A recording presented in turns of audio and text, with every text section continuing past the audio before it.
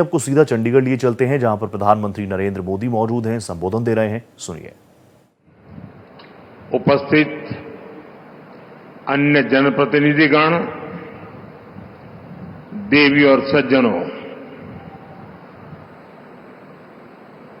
चंडीगढ़ आने से लगता है कि अपनों के बीच आ गया हूं।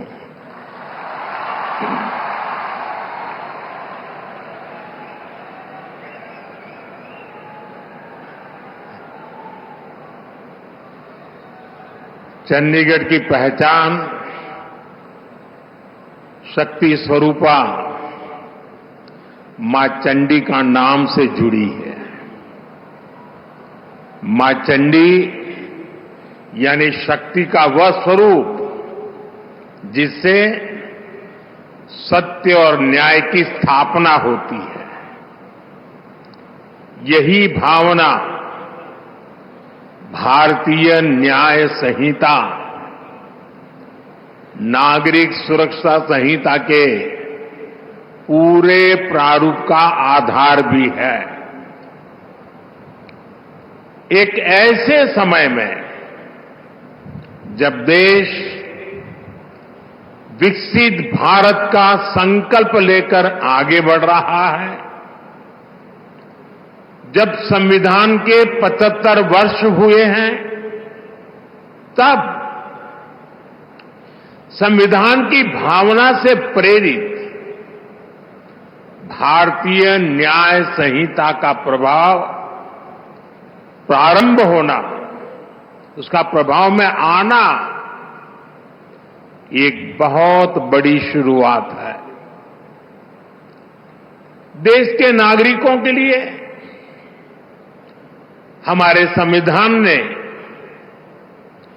जिन आदर्शों की कल्पना की थी, उन्हें पूरा करने की दिशा में ये ठोस प्रयास है। ये कानून कैसे अमल में लाए जाएंगे, अभी मैं इसका लाइव डेमो देख रहा था और मैं भी यहां सबसे आग्रह करता हूं कि समय निकाल करके इस लाइव डेमो को जरूर देखें। लॉ के स्टूडेंट देखें, बार के साथी देखें, जुडिशरी के भी साथियों को अगर सुविधा हो वे भी देखें। मैं इस अवसर पर सभी देशवासियों को भारतीय न्याय संहिता, नागरिक संहिता के लागू होने की अनेक अनेक शुभकामनाएं देता हूं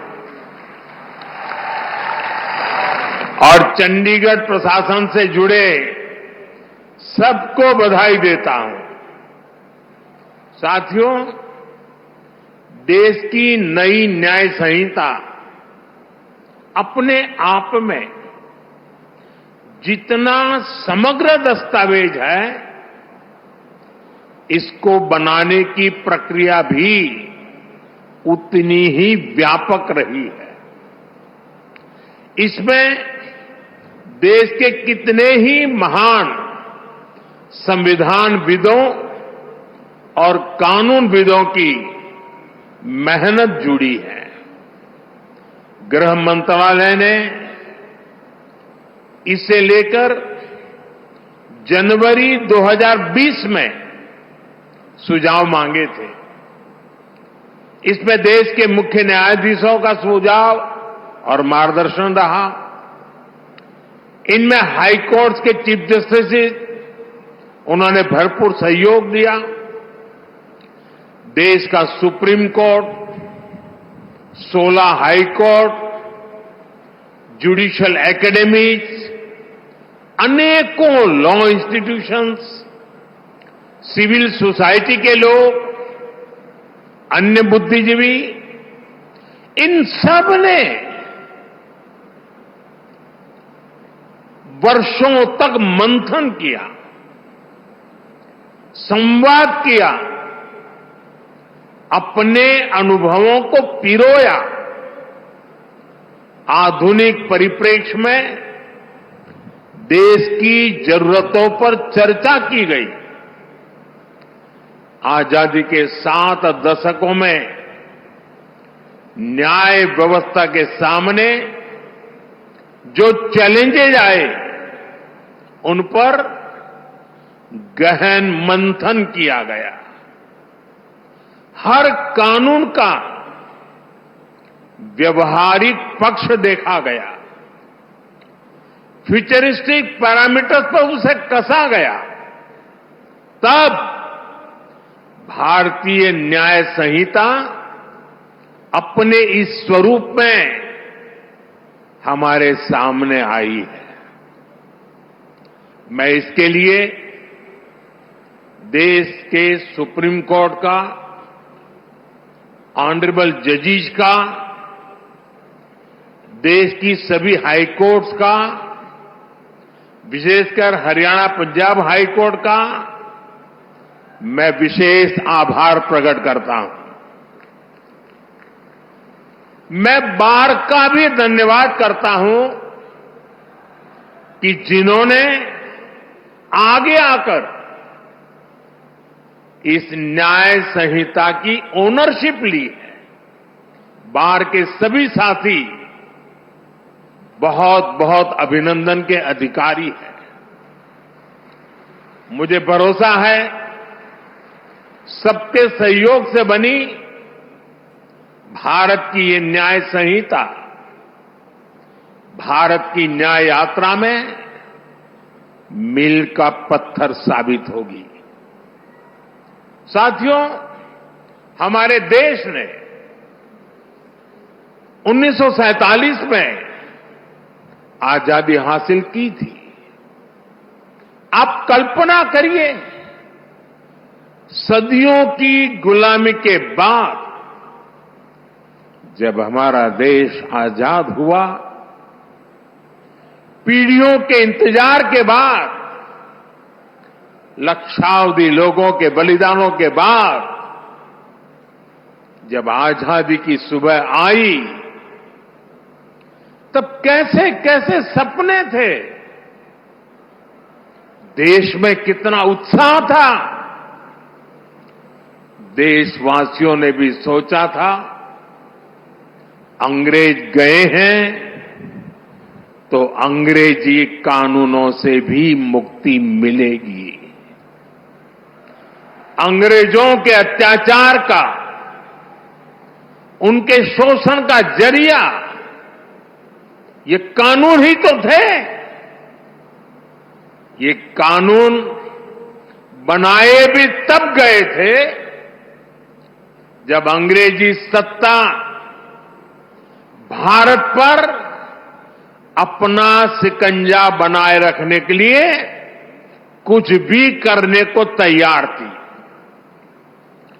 1857 में, और मेरे नौजवान साथियों को मैं कहूंगा याद रखिए, 1857 में देश का पहला बड़ा स्वाधीनता संग्राम लड़ा गया। उस 1857 के स्वातंत्र संग्राम ने अंग्रेजी हुकूमत की जड़ें हिला दी थी। देश के हर कोने में बहुत बड़ी चुनौती पैदा कर दी थी। तब जाकर के उसके जवाब में अंग्रेज 1860 में, 3 साल के बाद, इंडियन पिनल कोड यानी आईपीसी लेकर आए। फिर कुछ साल बाद इंडियन एविडेंस एक्ट लाया गया और फिर सीआरपीसी का पहला ढांचा अस्तित्व में आया।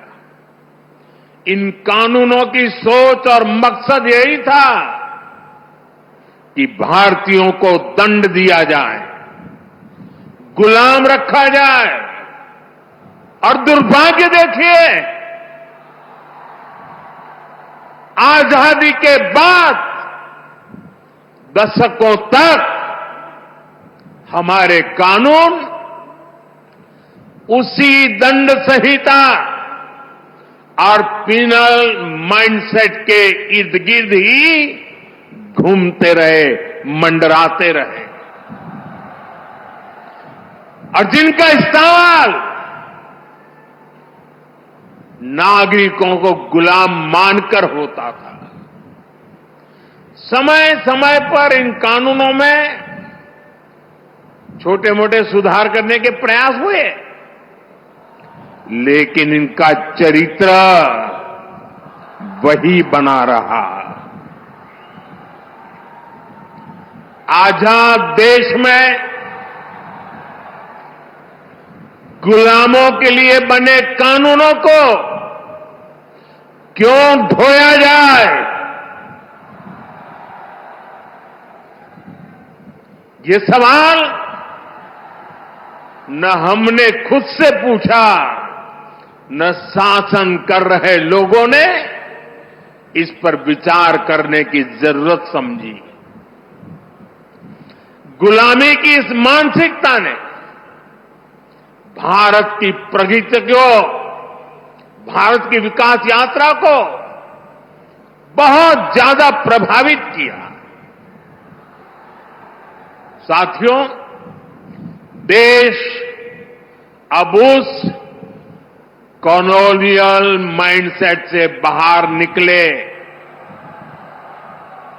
राष्ट्र के सामर्थ्य का प्रयोग राष्ट्र निर्माण में हो, इसके लिए राष्ट्रीय चिंतन आवश्यक था।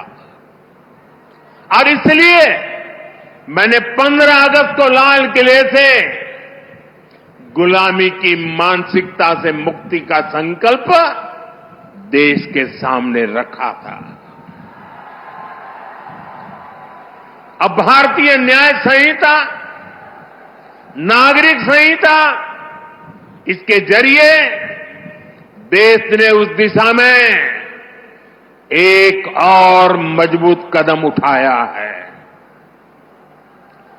हमारी न्याय संहिता of the people, by the people, for the people की उस भावना को सशक्त कर रही है जो लोकतंत्र का आधार होती है। साथियों, न्याय संहिता समानता, समरसता और सामाजिक न्याय के विचारों से बुनी गई है। हम हमेशा से सुनते आए हैं कि कानून की नजर में सब बराबर होते हैं, लेकिन व्यवहारिक सच्चाई कुछ और ही दिखाई देती है। गरीब, कमजोर व्यक्ति कानून के नाम से डरता था।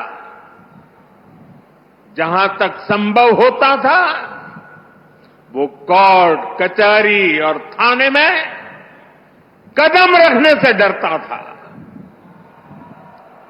अब भारतीय न्याय संहिता समाज के इस मनोविज्ञान को बदलने का काम करेगी। उसे भरोसा होगा कि देश का कानून समानता की, इक्वालिटी की गारंटी है।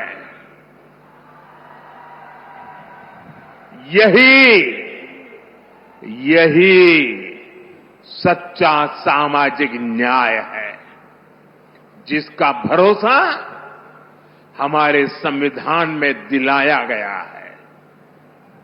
साथियों, भारतीय न्याय संहिता,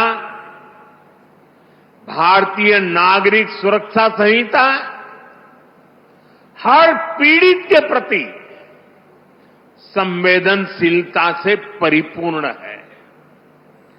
देश के नागरिकों को इसकी बारीकियों का पता चलना ये भी उतना ही आवश्यक है। इसलिए मैं चाहूंगा आज यहां चंडीगढ़ में दिखाए लाइव डेमो को हर राज्य की पुलिस को अपने यहां प्रचारित प्रसारित करना चाहिए। जैसे शिकायत के 90 दिनों के भीतर पीड़ित को केस की प्रगति से संबंधित जानकारी देनी होगी। ये जानकारी एसएमएस जैसी डिजिटल सेवाओं के जरिए सीधे उस तक पहुंचेगी। पुलिस के काम में बाधा डालने वाले व्यक्ति के खिलाफ एक्शन लेने की व्यवस्था बनाई गई है। महिलाओं की सुरक्षा के लिए न्याय संहिता में एक अलग चैप्टर रखा गया है। वर्क प्लेस पर महिलाओं के अधिकार और सुरक्षा, घर और समाज में उनके और बच्चों के अधिकार, भारतीय न्याय संहिता ये सुनिश्चित करती है कि कानून पीड़िता के साथ खड़ा हो।